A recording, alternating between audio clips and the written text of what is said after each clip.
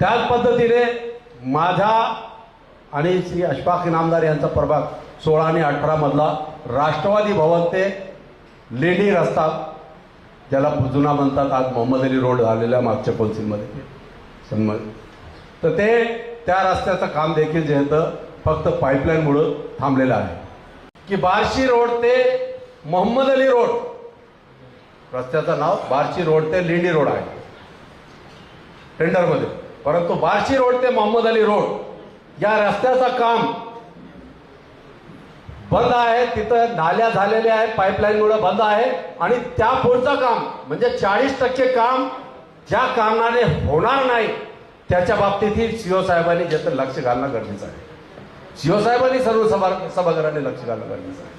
हे काम असे की सन 2020 साली 1/12/2020 ला एक आपण महाराष्ट्र शासनाचा गजट पब्लिश केलेला आहे की त्या रस्त्यावरील जे तर काही घरं पाडण्यात आलेली आहे.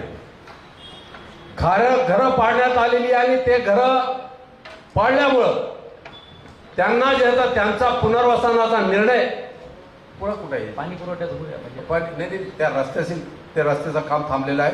ते काम पुढं करण्याकरता काय करणार पाणी पुरवठ्यात संपलं ना, मग हे विषय टाइम वेळ नाही ठीक. मी म्हणलं पहिले जे परवानगी घेऊन बोललो, याशी निगडीत विषय आहे म्हणलं, त्या रस्त्याशी निगडीत विषय आहे म्हणून मी परवानगी घेतलेली. आणि हे रस्ता पूर्ण करण्याकरता ते घरं जे पाडलेले आहेत त्यांचा पुनर्वसनाचा निर्णय या सभागृहामध्ये जे आपण घेतलेला आहे. याचा गजेट आपला जे आहे 1/12/2020 रोजी सर्व प्रसिद्धी माध्यमातून आपण जे पब्लिश केलेला आहे.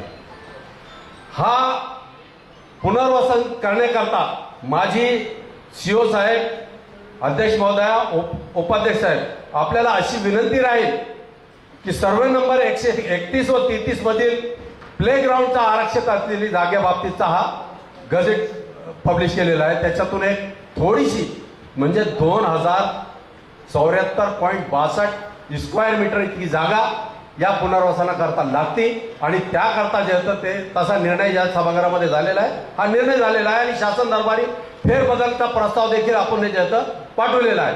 परंतु आजपर्यंत ते झालं नसल्यामुळं ते रस्ता करता येत नाही. म्हणून जे होतं माझी सभागृहाला विनंती आहे, आपल्या सर्वांना विनंती आहे की या रस्ता करण्याकरता आपण जे होतं आगाऊ पोझिशन देऊन, आगाऊ जे होतं त्यांना जे होतं ताबा देऊन ती जागा देण्यात यावी.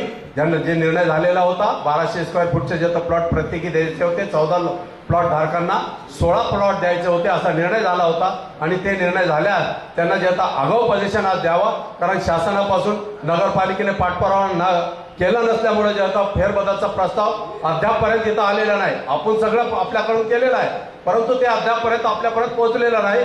म्हणून जे आता मी आपल्याला विनंती करतो की आगाऊ पोझिशन आपल्याला देता येईल आणि आगाऊ पोझिशन ताबा देऊन त्या प्लॉट धारकांना प्लॉट द्यावे, जेणेकरून ते रस्ता कंप्लीट होईल. अशी जे मी सर्व सभागृहांना आणि अध्यक्ष, उपाध्यक्ष, मुख्याधिकाऱ्यांना विनंती करतो.